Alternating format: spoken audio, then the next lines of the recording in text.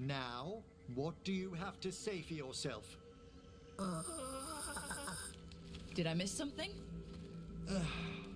Since we're here to gather flowers for the dead, I thought I'd teach Manfred some plant names. But I just caught him attempting to wade into a rose bush.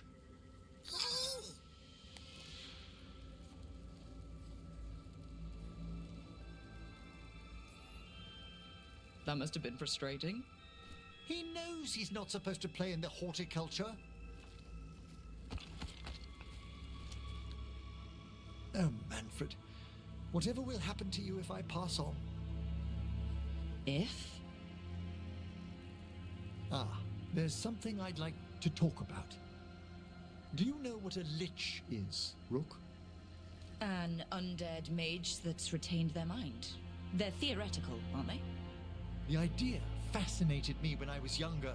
For years, I researched and experimented, spoke with spirits and mages. Then, eventually, I found them. Who? The Lich Lords of the Grand Necropolis. Necromancers before me who'd transformed themselves into true living dead.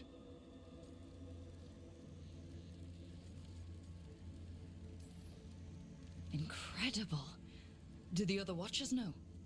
Well, the most senior do. You weren't high enough in the Order to be informed. The Liches are the great protectors of the Necropolis, bulwarks against forces that threaten creation. After years of tests and rituals, they granted me my desire, the right to attempt lichdom. Hold on. If you become a lich, then all this flirting we've been doing... I should hate to lose your company while I'm still mortal. What would you being a lich be like? A vast leap. Flesh cast aside for bone, returned immortal for all time.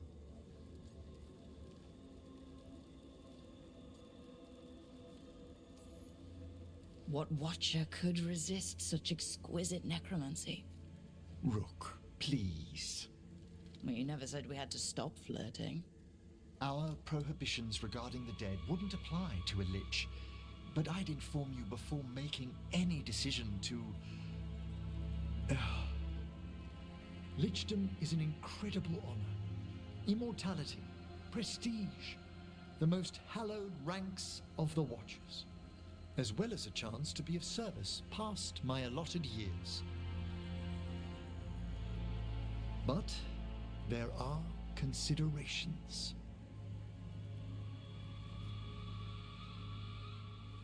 Come, we have flowers to gather for the dead. Okay, but I've got questions.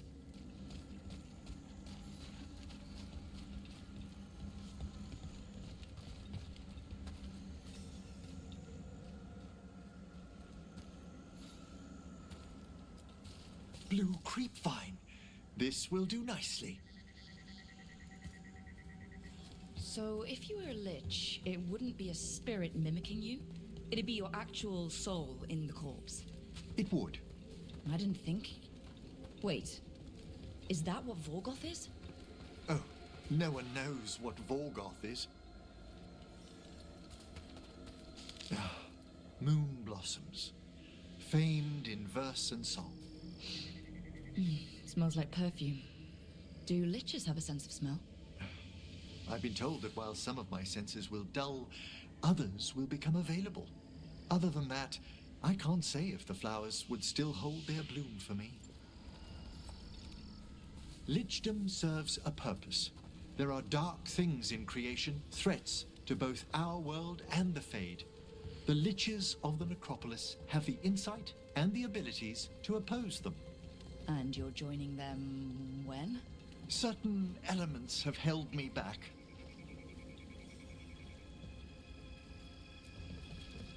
There's no ready instructions for lichdom. The steps must be discovered on one's own over years to be fully understood. Does the spell to become a lich kill you, or do you have to... No, mercifully, that falls to another Watcher. After my death, my soul will be drawn back into my body instead of moving on to whatever lies beyond. I cannot reveal more, even to a fellow necromancer. I understand.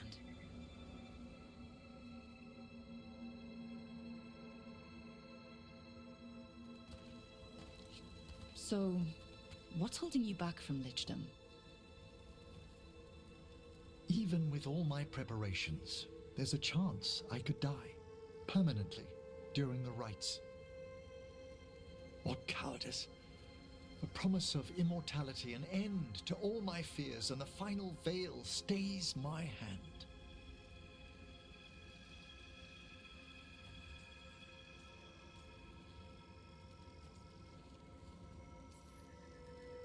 Emmrich, you've spent your life preparing for this and it could still fail? You say nothing that hasn't hounded me. Traditionally, candidates for lichdom face one final sifting of the soul.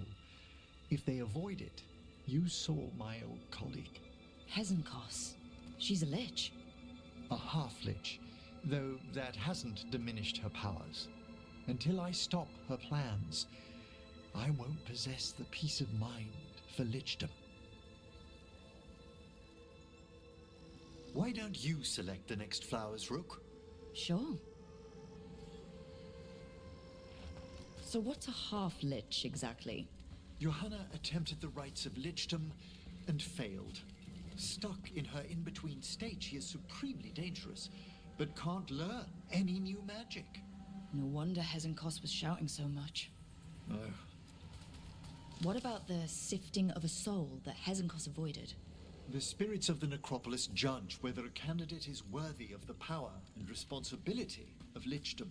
How'd she become a lich without it? I shared some knowledge when we were colleagues. She apparently put together more than I knew. It would be just like her to skip the rituals, the cleansings, the preparations of the soul. For a watcher, Hezenkos is pretty harsh on spirits. We made allowances because of her discoveries. Too many.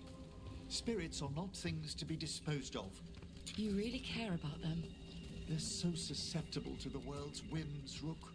Some spirits are dangerous, but how quickly most respond to a bit of kindness, or care, or simple attempt to understand. For all she's done, I can't condemn Johanna for attempting lichdom. That freedom from mortality, that divorce from fear. And of course, time to read all of one's books. Every mage's dream. But how she's abused her abilities. Are my intentions enough to fare better? Worrying's a good sign. We have enough flowers. There's something I'd like to show you.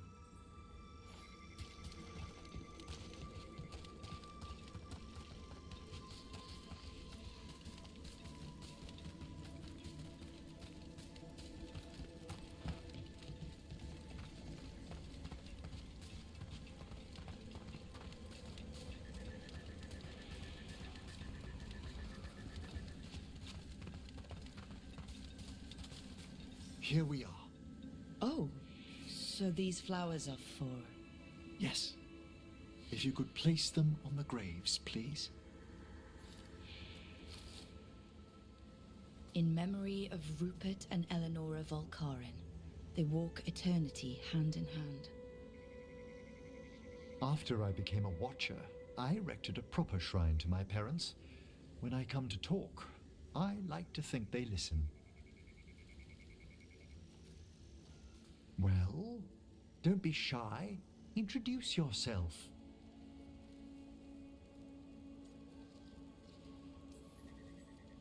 Rook, also a Mourn watcher.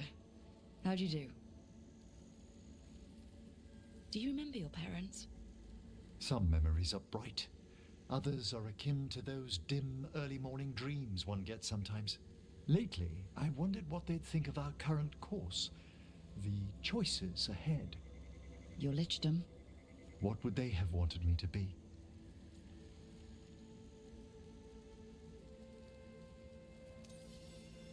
Happy with someone who cares for you.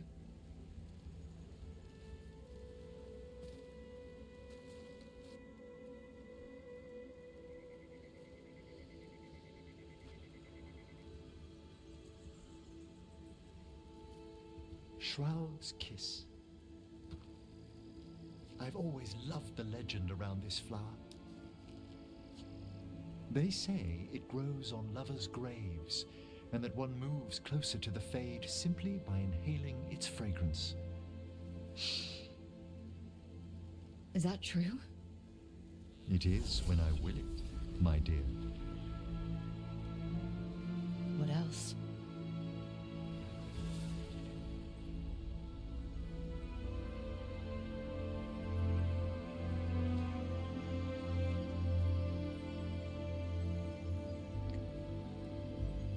What a day of unexpected splendor.